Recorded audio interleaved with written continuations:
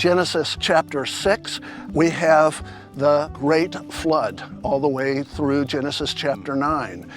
If you start to have localized floods, then you actually rip the roots out of our understanding of covenant, out of our understanding of judgment, out of our understanding of promise, the character and nature of God's faithfulness to fulfill His promises.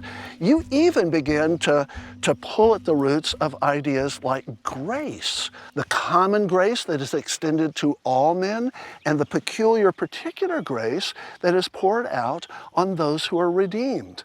All of that really is linked inextricably to the historical account of Genesis 1 through 11.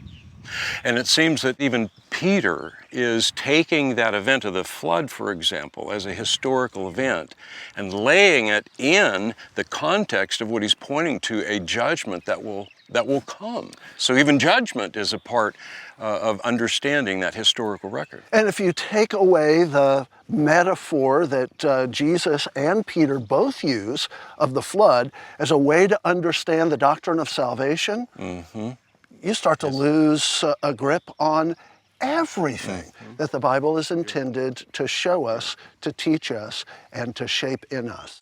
So if we take the historical record and turn it into poetry, what you're saying is that we lose a lot, if not almost everything, that Christianity is based upon. Yes, although what I would say is that much of the Bible is incredibly poetic. It's beautifully written.